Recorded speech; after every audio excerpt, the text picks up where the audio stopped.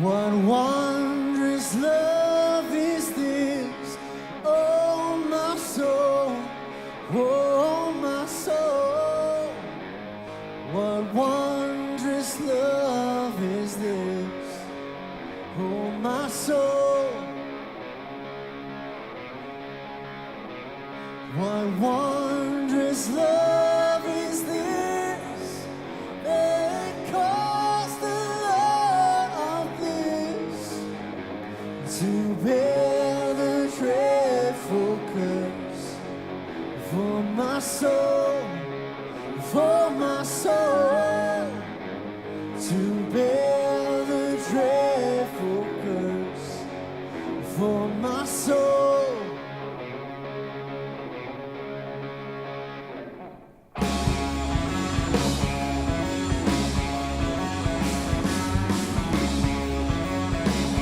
Welcome to LCBC. We're so excited that you're here. Why don't you stand and join us? Feel free to sing along. When I was sinking down, sinking down, sinking down. When I was sinking down, sinking down. When I was sinking down beneath God's righteous flood, Christ laid aside His crown for my soul, for my soul. Christ laid aside His crown for my soul.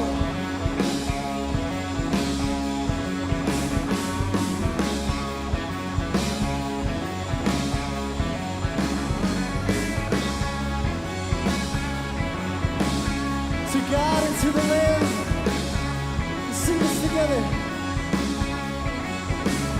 To God and to the Lamb, I will sing, I will sing. To God and to the Lamb, I will sing. To God.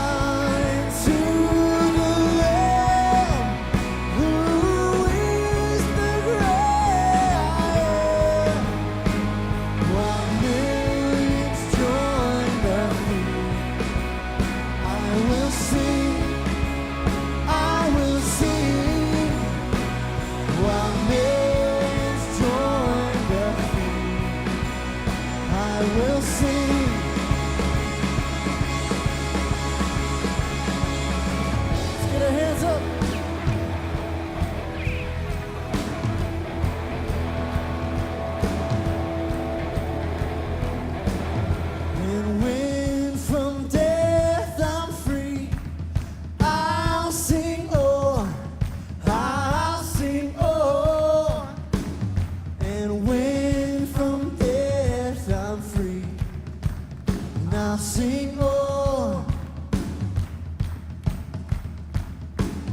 and when from death I'm free, I'll sing in joyful me, and through eternity I'll sing on, and I'll sing on, and through eternity I'll sing on.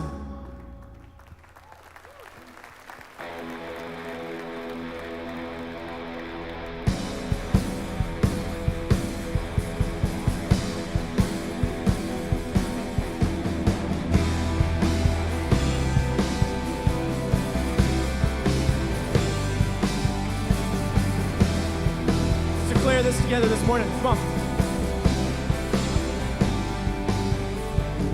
Darkness rises all around us. We will see His glory breaking through the night. The King in all his wonder fills us with his power. Christ in us the answer, a hope for all the world. Every voice. Our God is strong in us. His love has overcome. He is alive in us. He is the risen one. The same power that raised him up is the power that lives in us. Our God is strong in us. Our God is strong in us.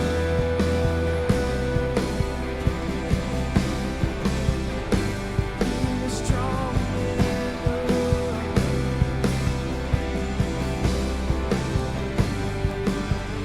His promise stands throughout the ages. He will never leave us.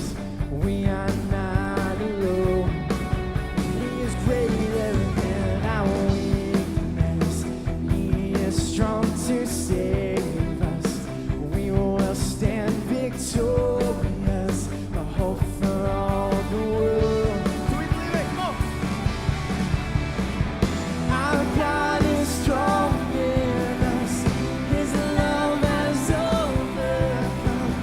He is alive in us. He is the risen one. Same power that raised him up is the power that lives in us. Our God is strong in us. Our God is strong in us. Lift him up, let the whole world see. We will never stop singing. Lift him up, let the whole world hear. We will never stop shouting. Lift him up, every voice and parade. Singing, everyone lift him up. Everyone lift him up. Our God is strong in us. His love has overcome. He is alive in us. He is the risen one. Same power that raised him up is the power that lives in us. Our God is strong in us. Our God is strong in us. Our God is strong in us. His love has overcome. He is alive in us. He is the risen one. Same power that raised him up is the power that lives in us. Our God is strong in us. Our God is strong in us.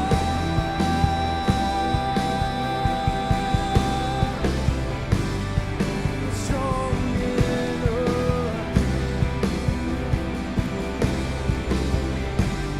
He is strong in us.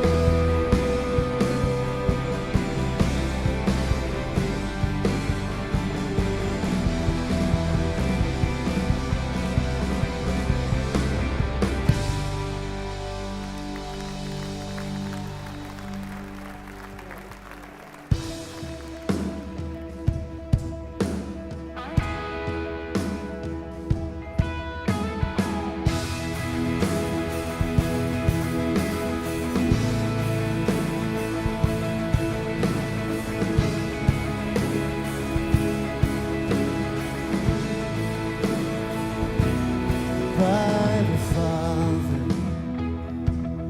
through the Son, and in the Spirit, oh, we can join together with the saints in heaven's chorus. Now our praise. We sing to the one and only. Our God is Savior.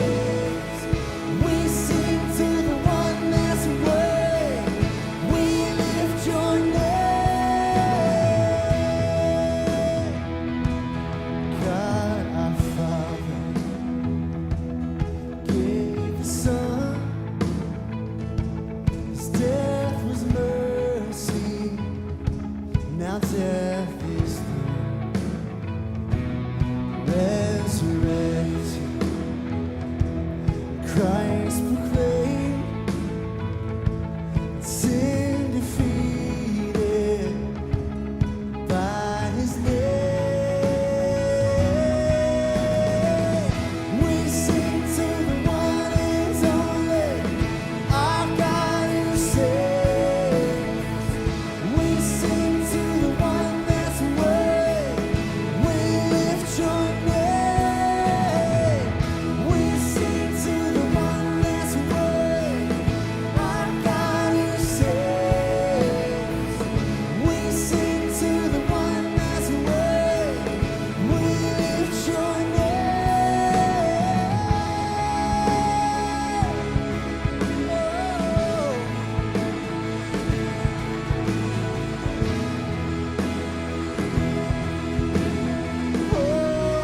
For your power, sing this out. For your power, for your glory, and all the ways that you are holy. For your honor, and all your faith, Jesus, we lift your name. For your power, for your glory, and all the ways that you are holy. For your honor, and all your faith, the name above all names. Every voice, let's sing this out together. We sing to the one.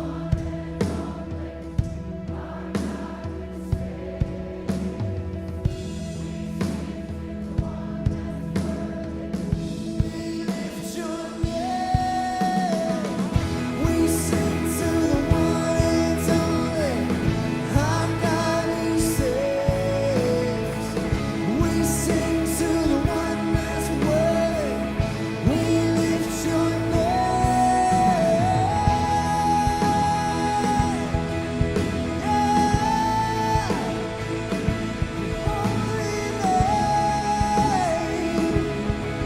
Jesus.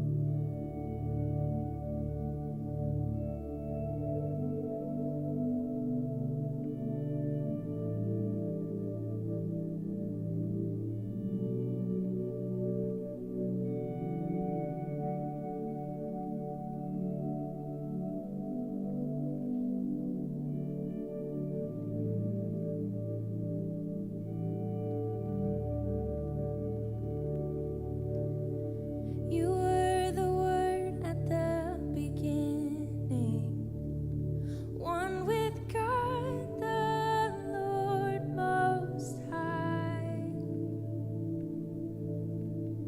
Your hidden glory in creation, now revealed in you, our Christ. What a beautiful name it is. What a beautiful name it is. The name of Jesus Christ, my King. What a beautiful name it is. And nothing compares to this. What a beautiful name it is. The name of Jesus.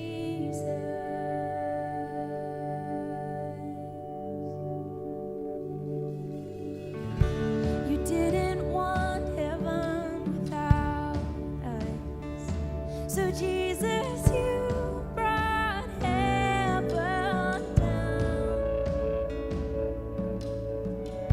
My sin was great, your love was greater.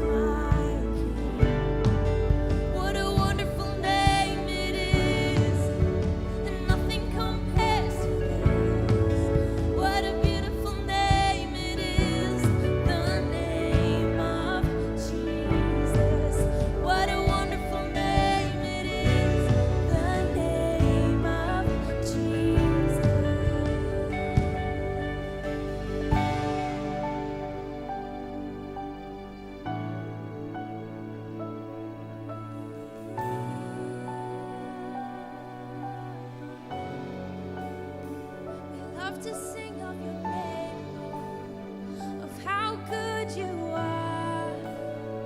We love to sing of your name, Lord. Oh, 'cause death could not hold you, the veil torn before you. You silenced the boast of sin and grave. The heavens are roaring, the praise of your glory. For you are raised to life again, and you have no rival, for you have no equal. Now and forever, God, you reign. Yours is the kingdom, yours is the glory, yours is the name above all names. What a powerful name it is! What a powerful name it is! The name of Jesus Christ, my King. What a powerful name it is, and nothing can stand against. What a powerful name it is, the name of Jesus. You have no rival, you have no equal. Now and forever, God, you reign. Yours is the kingdom, yours is the glory, yours is the name above all names.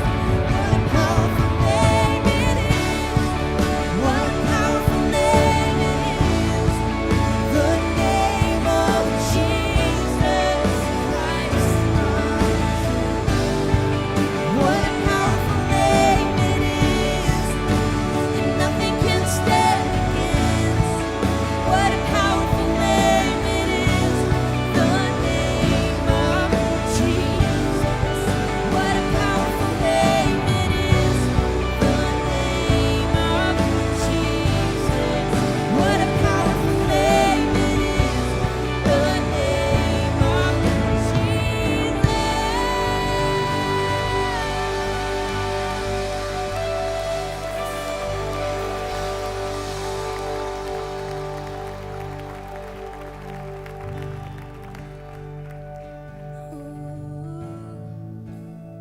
We love to sing of your name, Lord, of how good you are.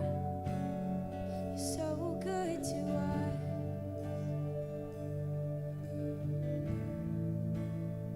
And you're so faithful.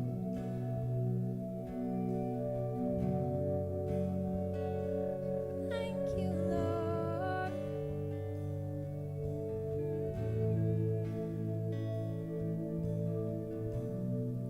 Jesus, you have no rival and no equal.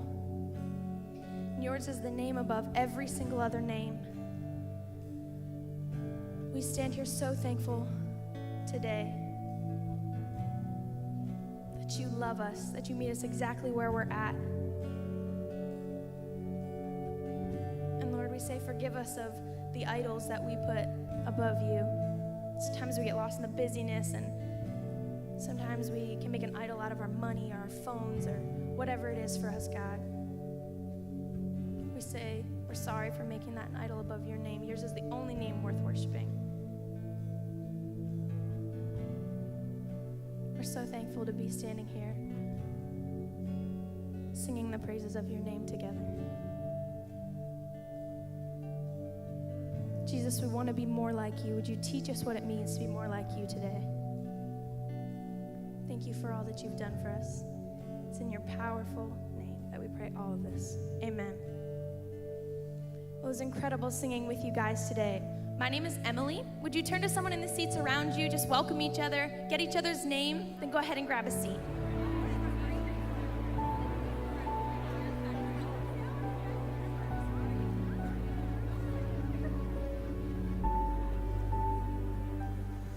Well, hey everyone, welcome to LCBC. So glad you're here for week 2 of our Street Smarts series.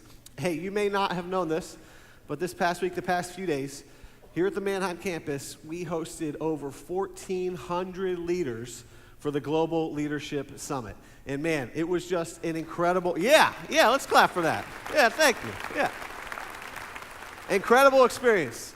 We heard from some phenomenal speakers. We heard incredibly inspiring stories. We laughed together. We cried together. We ate delicious chicken sandwiches together from Chick-fil-A. Man, I love Chick-fil-A. But it was an incredible experience.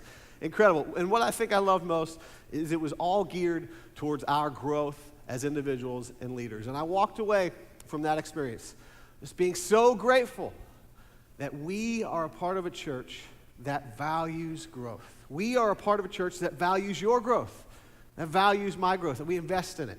And so in light of that, I want to give you a couple ways here this morning that we believe you can grow, we can grow around LCBC. The first is this. First, we believe we grow when we gather together like this. When we come to a weekend gathering, we grow when we gather, all right? We also love to know when you're here in a gathering as well. So do me a favor, get out this program, go to the About You section, grab a pen, fill out that information for us, or check in on our app. But we'd love to know that you're here with us this morning. Also, when we gather, we spend time bringing gifts to God. And so just a moment, the ushers are going to come, and they'll pass a basket down your row. This is our chance to say, God, I love you, and I trust you, and I want to put you first in the area of my finances. And so take that opportunity as the basket passes. You can also take your About You card and throw that in the basket as well. So we grow when we gather. We also grow when we connect. We grow when we connect relationally around the church. Most specifically, we do this in what we call life groups. We're going to be talking about life groups over the next few weeks. But we also connect in some of our smaller environments here around LCBC like newcomers, okay? Let me just say this. If you have yet to go to newcomers, we would love to get you there. We would love to get to know you a little bit more while you get to know us as a church. We just had newcomers last week. Man, I really enjoyed just meeting a bunch of new people, getting to connect with them, getting to hear their story. We would love for that to be you as well. So come join us. Next Newcomers is in early September. You can get signed up through the program or through the app. All right, we grow when we gather. We grow when we connect. And then we believe we grow when we serve. We grow when we serve here at LCBC. And I want to camp out here for a second. We really believe that we've all been created with unique gifts. We all have unique and individual gifts. And at LCBC, we want to come alongside you because we believe you are meant to share those gifts with other people. The way we do that here around LCBC, the way we share our gifts is what we call serving. You may not know this, but we actually have an army of volunteers that make LCBC happen on a regular basis. We are a volunteer-driven church, and we want you to come join our team because we believe it will propel you in areas of growth in your life. I know for me personally, serving here was a catalyst for me in so many areas of growth. I grew spiritually, I grew relationally, made some lifelong friends. I grew in my skill and in my gifting and in who I've been created to be. And I believe all of those same things can happen for you when you serve as well. We would love to have you serve in one environment here at LCBC. So as you leave today, we'd love to continue this conversation. Stop by our Next Steps area, or you can grab your program, just write serve, or check one of the boxes on the back. But we would love to invest in your growth by seeing you serve here at LCBC. All right, glad you're here. Again, week 2 of Street Smarts. Let's keep it rolling this morning. Let's go ahead and check out the screens together.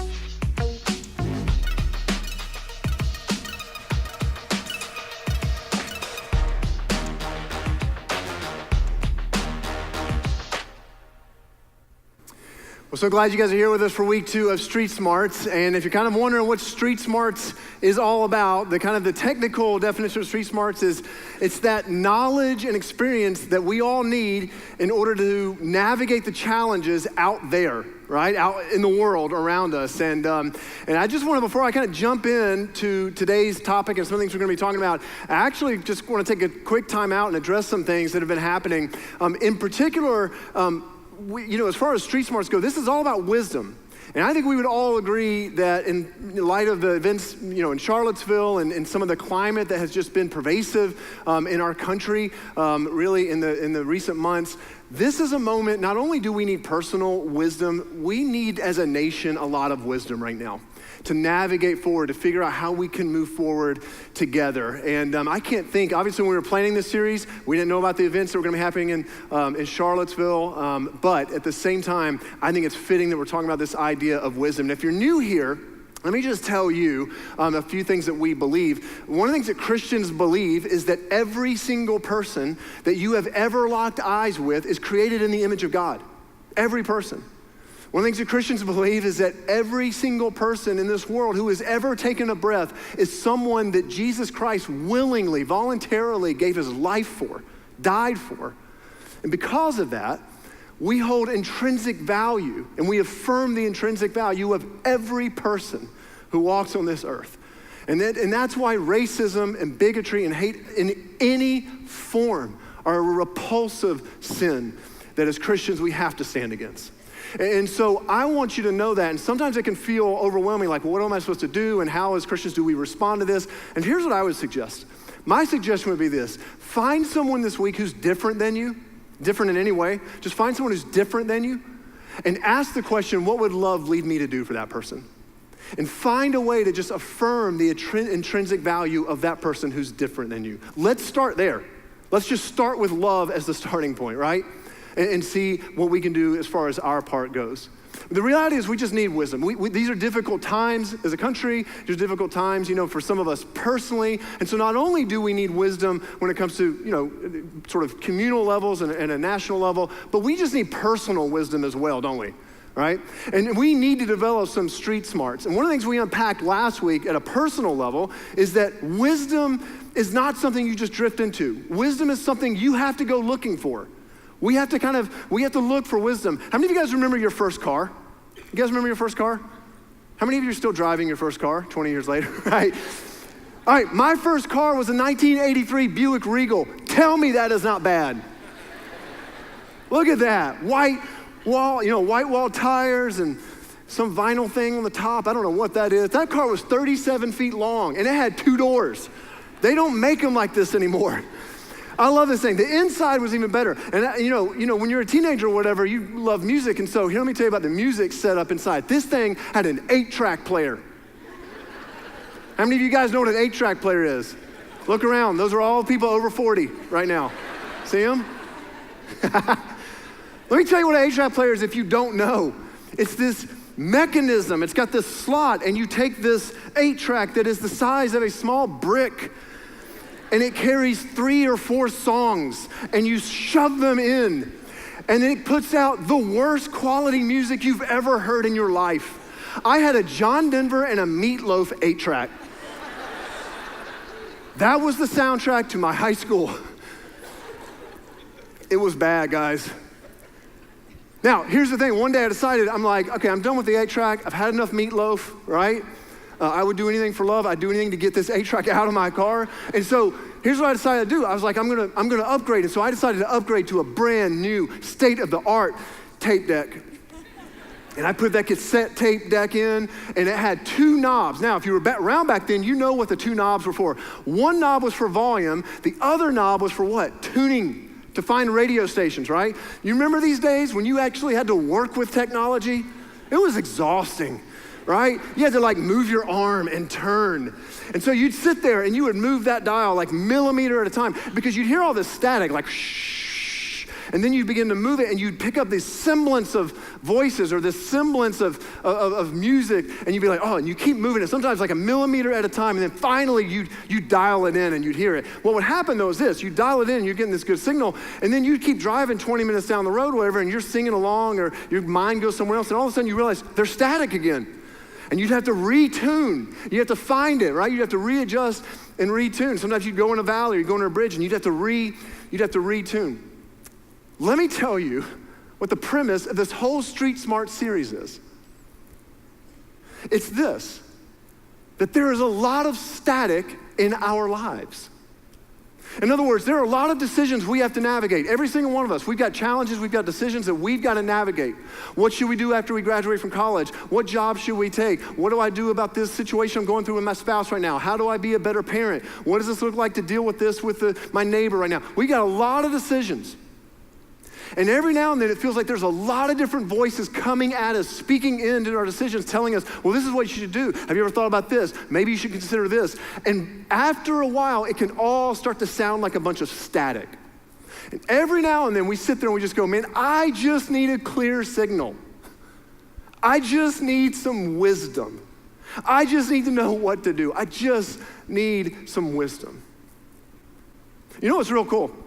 There's this Bible verse in the book of Proverbs that actually talks about this idea. Listen to what it says. Tune. Isn't that interesting?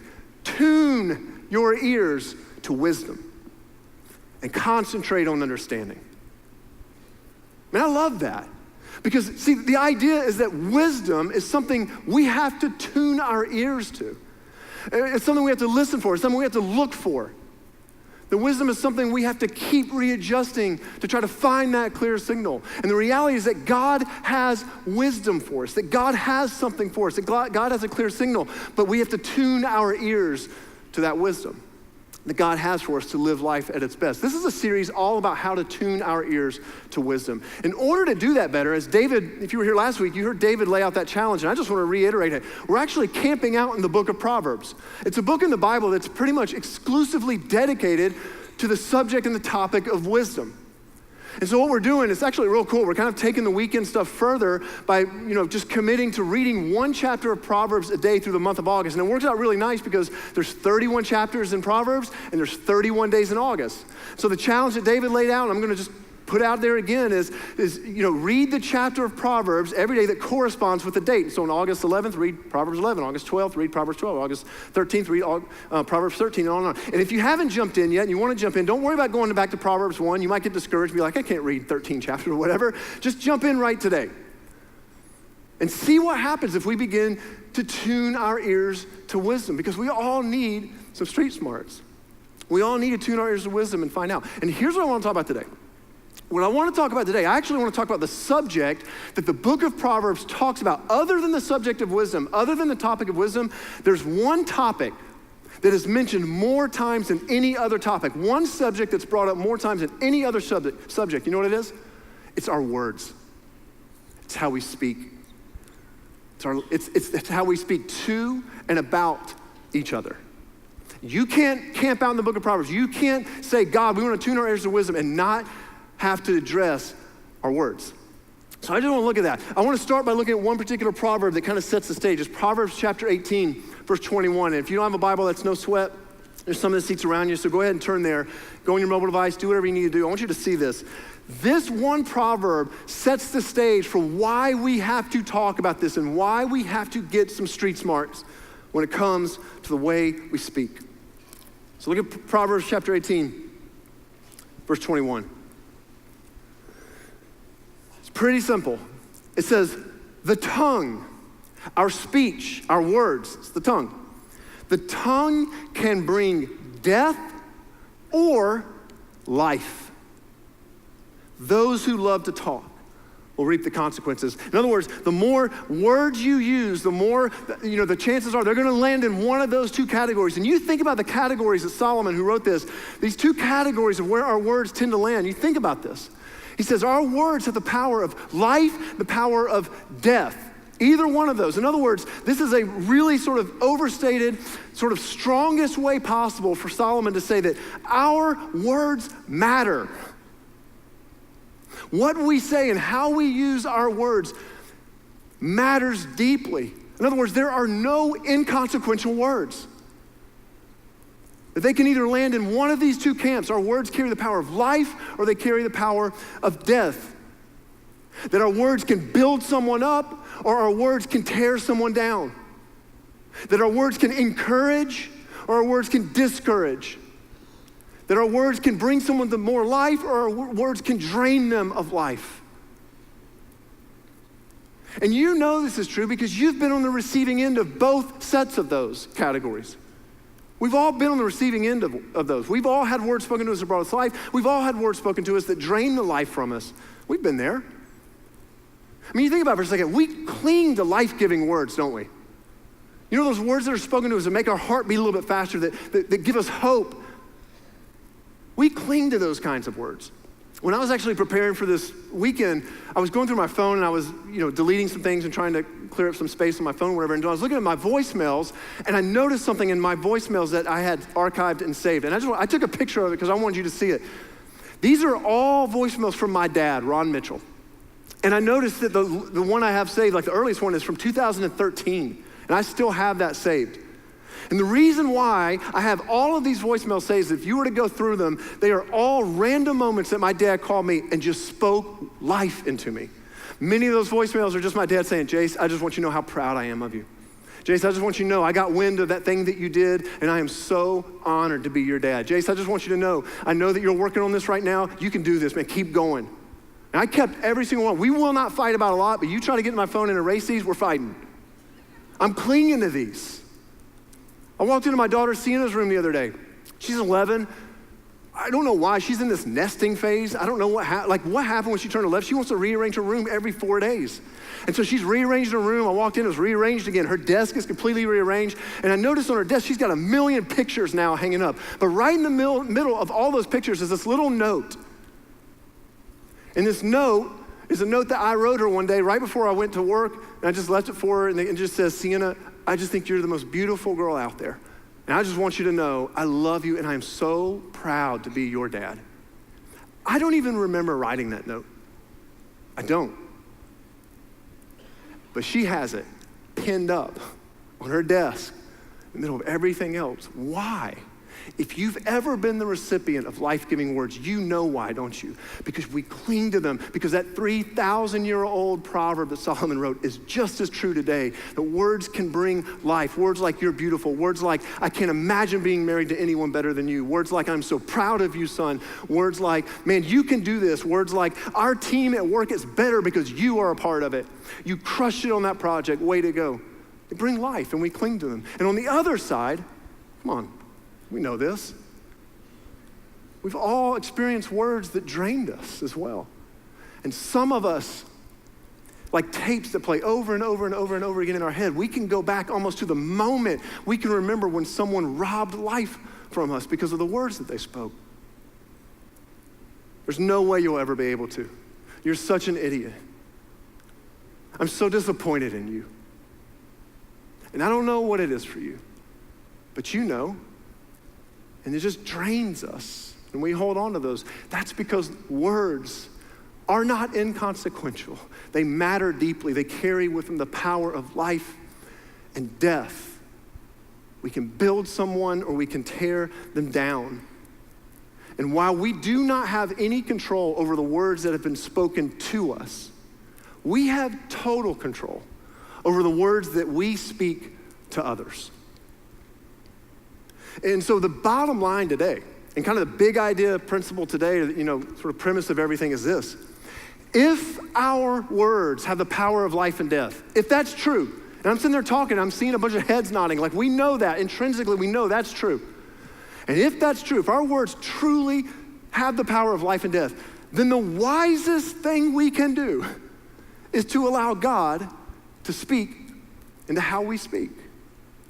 I mean, if it's true that words matter that deeply, then wouldn't it also be true that maybe we ought to tune our ears to the wisdom that God has for us in how we speak and how we use our words? So that's what I want to look at with you. I want to look at just a couple of proverbs that I think paint the way forward if we're serious about letting God speak into how we speak. If we're serious about gaining some street smarts and tuning our ears to wisdom and to how we use our words, there's a few Proverbs that I think can paint the way forward and how to do that well. So I just want to look at a few of those. I want to look at first at Proverbs 26:18. So go over just a couple pages, Proverbs 26:18. And these are so simple and so good. Look at Proverbs 26:18. It says this: just as damaging as a madman, crazy man, shooting a deadly weapon. And some translations there say shooting deadly flaming arrows. Just as damaging as a madman shooting a deadly weapon is someone who lies to a friend and then says, oh, I was only joking. I love this idea that Solomon begins to point out, this idea of our words almost like being like arrows. Have you ever said something and as you're saying that thing that you're saying, you already regret it and you're not even done saying it yet? And you wish, it's like you hear the words coming out of your mouth and you're like, oh no, I wish I could put them back in, but you can. I wonder in some ways if that's why Solomon kind of alludes to this idea that it's like shooting a deadly weapon or shooting an arrow. Because the idea when you shoot an arrow, and I pull this back and I can shoot this thing, these people over here are very nervous right now. Wish you could see them. It's awesome. When I shoot this arrow, that arrow, once I release it, it's gone. Any damage that arrow is going to do, it's gonna be done because I don't have control over it anymore. It is out there. It's flown. You and I, we can never unspeak a word that has been spoken. It's like an arrow that it's launched now. You're not getting it back, it's done. And any damage that I was gonna do, it's done. You can't unspeak a word. Just like once I shoot this arrow, it's out of the bow at that point. It's gone. See, this proverb is all about restraint. It's about using restraint with our words. You know the easiest way or the most surefire way to ensure that no one gets damaged by this arrow? Do you know the most surefire way to make sure that no one gets damaged by this arrow? You know what it is? Don't shoot it. That guarantees no one gets hurt. You don't shoot. You take the arrow out of the bow. My family, like right now in our home, we've got this epidemic of smacking going on. I mean, it is like going to another level. I'm not just do this right now. I love my children. There are some dinner times where I'm like, I want to be 1,000 miles away from this table right now. It sounds so gross right now. And so we have 1,000 times over said this one statement in our home over the last year, and it's the same statement that I was told 1,000 times when I was growing up, and my guess is you were told 1,000 times when you were growing up as well, and you know what it is. Please chew with your mouth closed. Dear God, chew with your mouth closed. I beg of you. Because when your mouth is closed, you can't hear. You know, God has given us, we have a God-given filter to ensure restraint. You know what it is? It's our mouth. And maybe the principle behind this proverb that we all could rally our life around is this: please think with your mouth closed. Please just think with your mouth closed. You do know that every thought you have does not need to be said, right? Every thought you have does not need to be posted on Facebook. It really doesn't. Some aren't worth making it from here to here. So think with your mouth closed. Don't shoot the arrow. And here's why I know we can all do it. I know that you can do this. I know that I can do this. You know why? Because I've been in a grocery store before and I've heard people fighting in the aisle over where no one else is in the aisle. And then I turn the corner, I'm in the aisle, and guess what? They're not fighting anymore. And I've been in Target and I've heard parents getting on to their children being like, if I see you do that, and then you turn the corner and they're like, I didn't know these were on sale. Now you think about this for a second. If we can show restraint in a public place, why is it any different in our home? If we can show restraint in a public, why is it any different in our schools? With our college roommate? With our coworkers? And think with your mouth closed. You know the reality is, guys, if we could just get this one down, out of everything we're talking about, if we could just get this one principle down right here, you think about, just for a second, this one idea, how many apologies would never have to be said? If we could just do this. How many wounds would never be given and inflicted if we could just do that? So if we're serious about letting God speak and how we speak and tuning our ears to the wisdom that God has for us and how we use our words, it's gonna mean restraint. Don't fire the arrow. Think with your mouth closed. But that's not all it's gonna mean. Turn over to Proverbs 25:15. 25:15, over a page maybe. It says, patience can persuade a prince, and soft speech, soft words, can break bones. Now, I love this one. You think about how strong a bone is. I don't know if you knew this or not. You know bones, 1 cubic inch of a bone can support 19,000 pounds. That's 5 pickup trucks. It's 1 cubic inch of bone is 4 times stronger than concrete. Some of you are like, then how do they break so easy? Go Google it. Probably won't make sense, but go Google it. But bones are incredibly strong, right? When they're being compressed like that, they're incredibly strong.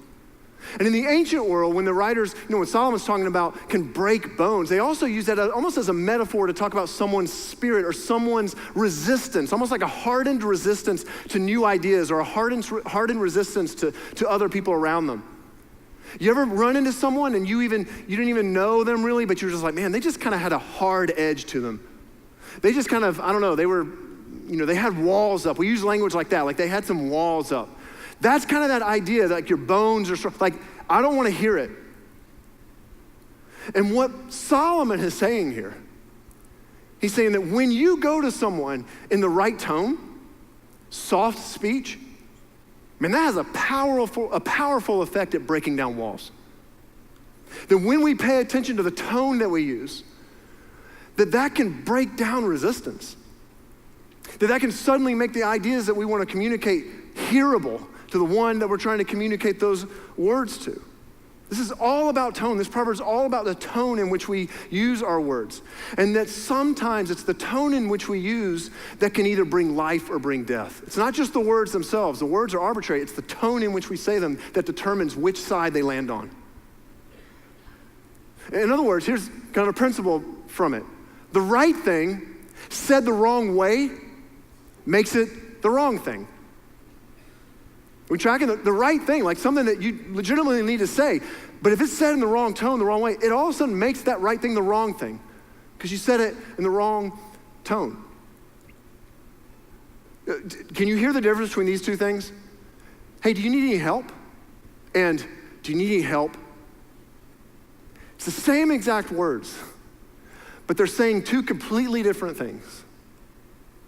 Because one, the tone says, I'm here for you. The other, the tone says, you are such an annoyance. It's kind of like an accent.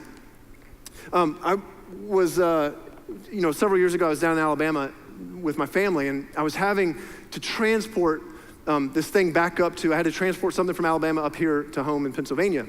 And so I had to, call around and find a way of transporting this thing up there. So I was calling around to different companies. So I called this one company, and guys, listen. What I'm about to say is not hyperbole. This is exactly how the dude picked up the phone. There is no stretch here. This is what he said. That guy, y'all. Now, I'm from Alabama. I speak redneck. I had no clue what this guy was saying. So I said, I'm sorry. Could you say that again? That guy, y'all. One more time, bud. I'm sorry, I did not catch that. That guy, y'all. And then I put it together and I slowed it down. Thank you for calling U-Haul. That guy, y'all.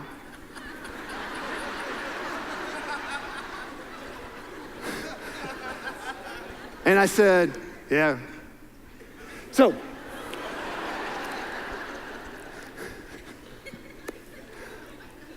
you know what's interesting? Sometimes accents make the things that we need to hear unhearable.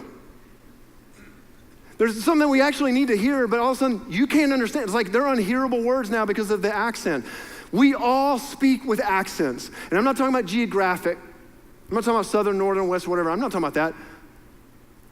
Our words can carry accents. Our words can carry an accent of shame.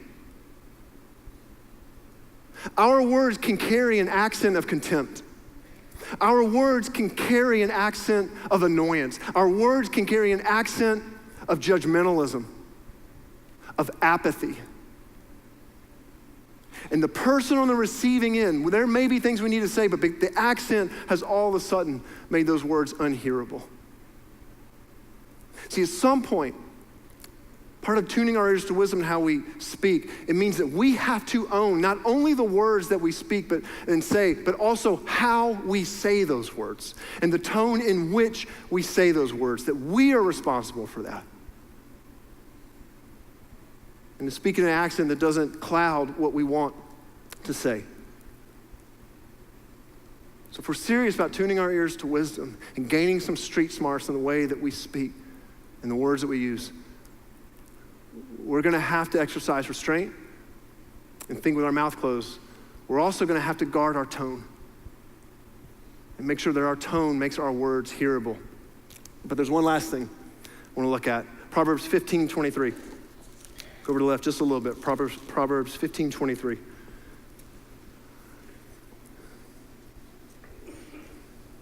It's a great one. Proverbs 15:23 says, everyone enjoys a fitting reply. It is wonderful to say the right thing at the right time. Everyone enjoys a fitting reply. It is wonderful to say the right thing at the right time. See, this proverb is all about the timeliness of our words. It's about when we speak words. It's about when we say things to people. Now, when I was growing up, our stoves and ovens and all that, like they didn't have the digital clock stuff. And so this got used. Anybody else use one of these growing up, or you ever seen one of these? Okay, good. For 6 of us, you'll get this. So let me explain to the rest of you what this is. This is a timer, this is a clock. And so you set it like 5 minutes, you need something to bake or whatever like that. You set it and now it starts counting down. And so we knew when I was growing up, like if we saw this thing out on the counter, woo, good things are coming. You know what I mean? You see this thing out there on the counter, that means something's in the oven and it's baking and it's good. And so we'd sit there in the other room while this thing was counting down, or maybe we'd sit at the countertop and we'd watch this thing. And then when you heard that, you ran into the kitchen. You heard that little bell, you're like, it's time. And everyone runs to the kitchen and you know it's time for something good. Something good is about to happen. You know, it's interesting when we think about our words, in this proverb, this says the right words at the right time. In some ways it begs the question like, well, when is the right time? And I think what I would suggest is any time. If we could kind of get this principle down here, if you think it, anytime you think something about someone else and it's life-giving, say it. Now's the right time. In other words, when's the right time to share life-giving words with someone? Now. If you think it and it's life-giving, the bell's going off. The bell's going off. It's time for something good. In other words, you don't need to think, you don't need to overthink, just say it, text it, post it on Facebook, send them a note, call them, leave a voicemail, do whatever you need to do. Because if you think it and it's life-giving, don't keep those life-giving words locked in up here. I think part of the invitation that God is giving to us when it comes to gaining some street smarts and how we use our words is this, that he's inviting us to be impulsive and indiscriminate in our encouragement. That when we think it, and it's life-giving, that we just say it, we're impulsive with it. And we're indiscriminate, it goes to anyone if we're thinking it about them. If you think it, and it's encouraging, it's life-giving, that bell is going off. And you know what's interesting to me, and also tragic, to be real honest with you?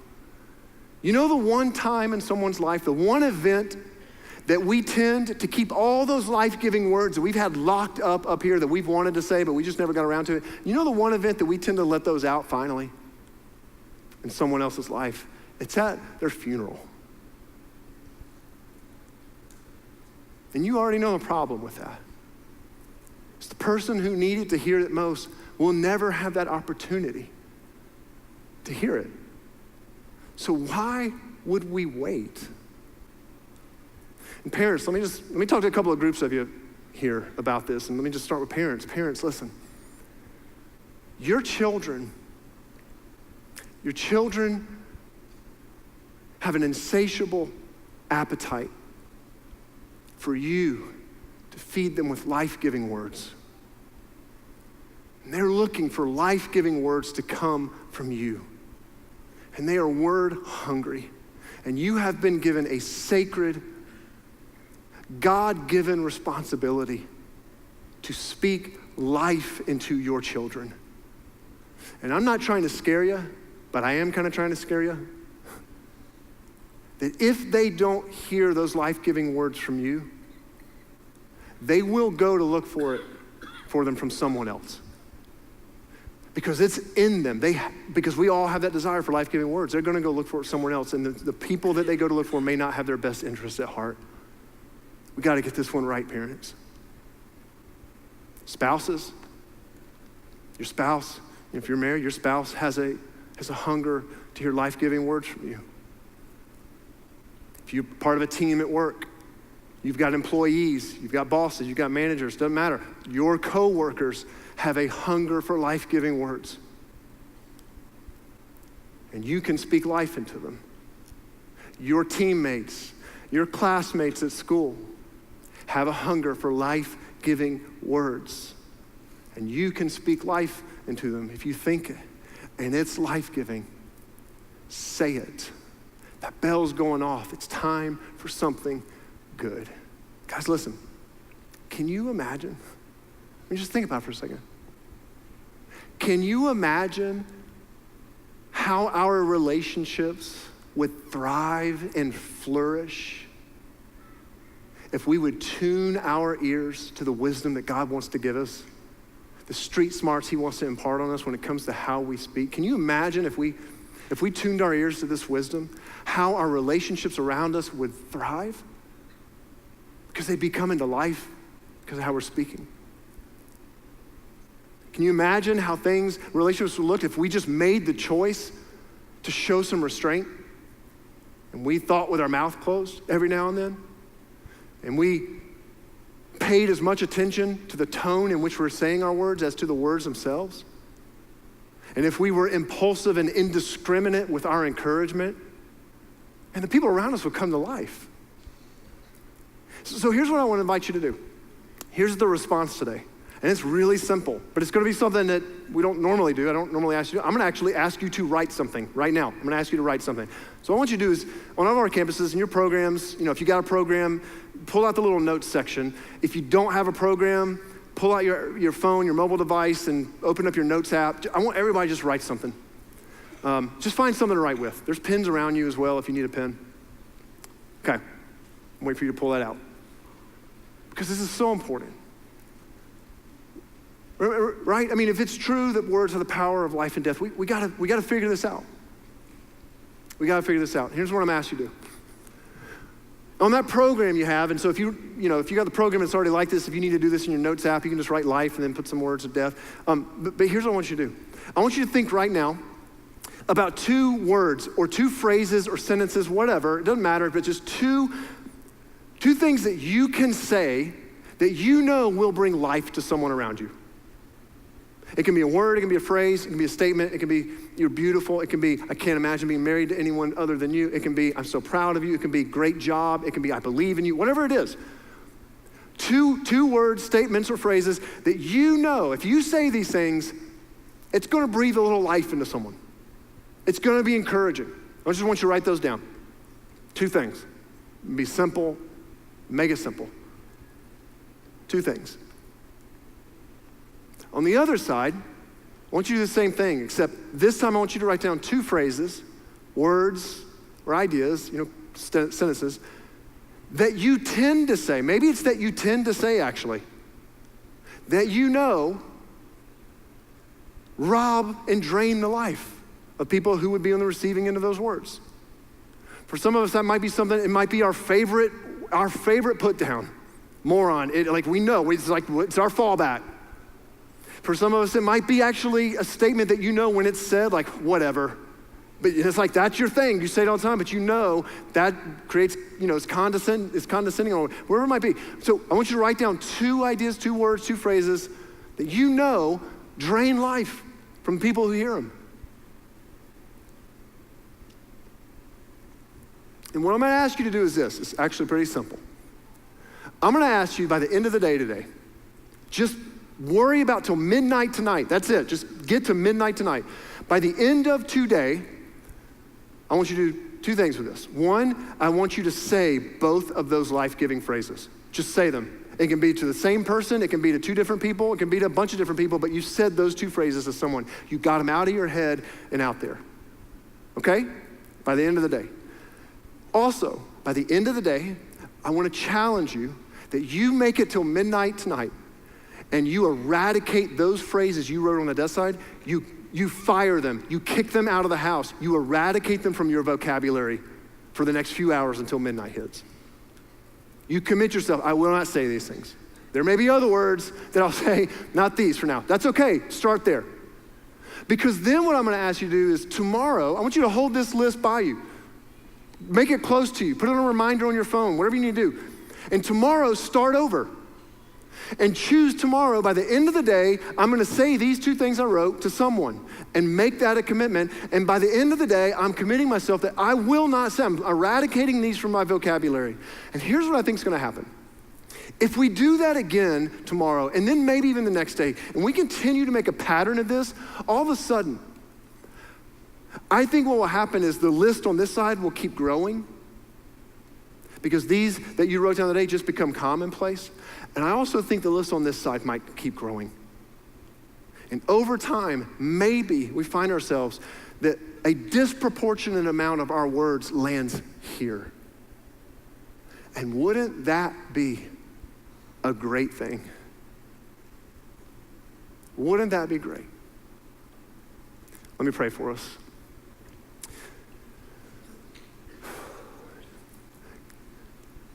God,